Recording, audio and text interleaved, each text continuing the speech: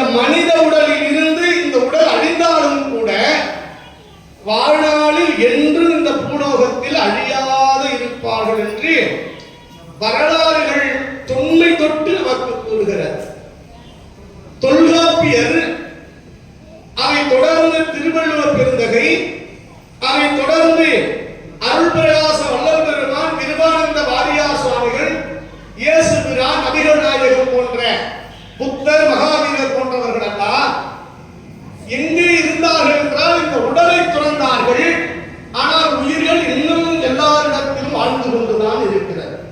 அதற்கு என்ன காரணம், அதனுடைய நிலை என்ன என்பதை கேட்டால் அவன் நிலைகளோடு அல்லாது அறநெறிகளோடு இருந்தார்கள்.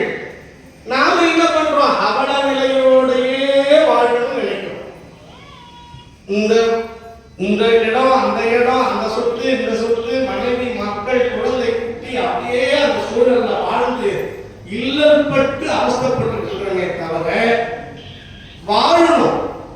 ஆனா வாழ்வு என்கிற வாழ்வு எதை சார்ந்ததாக இருக்க வேண்டுமானால் அறநெறிகளோடு மட்டுமே வாழ வேண்டும்.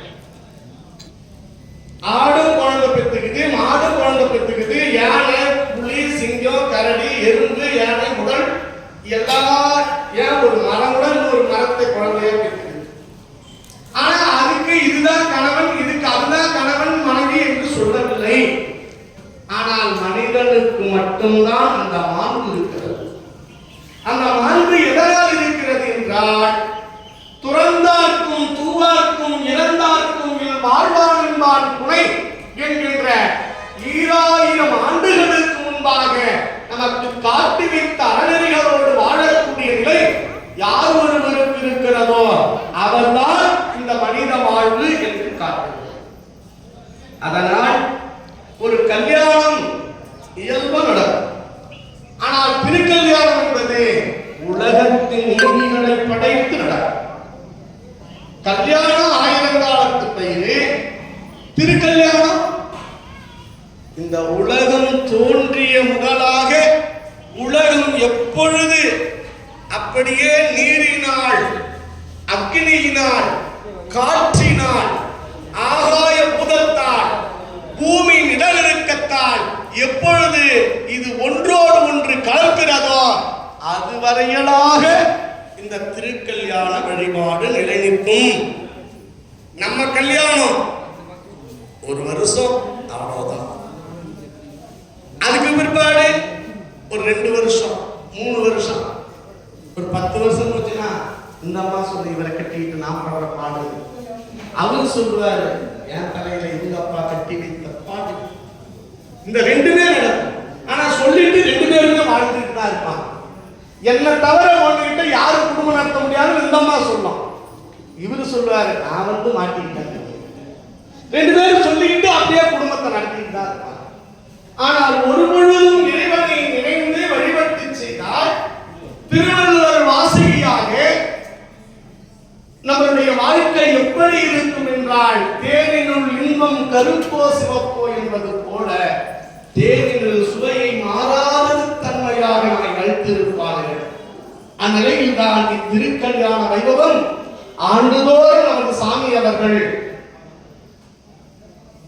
எல்லாத்தையும் எல்லாரும் உருவாக்க முடியாது. எல்லாத்தையும் எல்லாரும் உருவாக்கணும்னா எல்லாரும் உருவாக்கலாம்.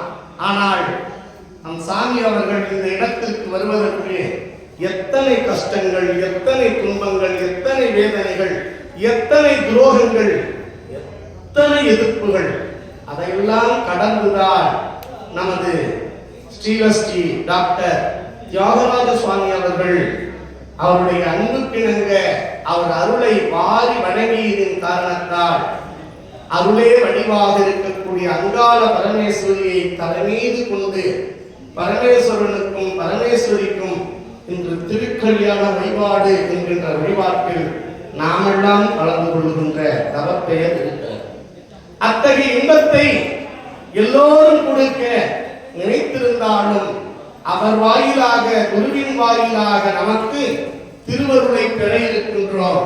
அப்படி இடத்திலே எல்லாம் கண்ணுதல் கடவுளால் விளங்கி நடத்தி ஆண்டுதோறும் இந்த ஆடி அமாவாசை எல்லோருக்கும் அருளாகிய வடிவை கொடுத்து ஆனந்தத்தின் கலிப்பிலே வாழ வைக்கக்கூடிய டாக்டர் ஸ்ரீ தியாகராஜ சுவாமி அவர்கள் என்றும் இந்த மண்ணுலகிலே தழைத்து வாழ வாழ்வாங்கு வாழ்ந்திட மனமாற வாழ்த்தி இப்பொழுது எல்லாம் வல்ல இறைவனுக்கு சுவாமி அவர்களையும் அம்மையார் அவர்களையும் அழைத்து திருவிளக்கினை ஏற்றி வழிபாடு தொடர்ந்து நடத்தித்தர அன்போடு அவர்கள் நல்லாசிகள் என்கின்ற நல் பத்துழைப்போடு நல்ல வேண்டுமாய் அன்போடு கேட்டு வருகின்றோம்.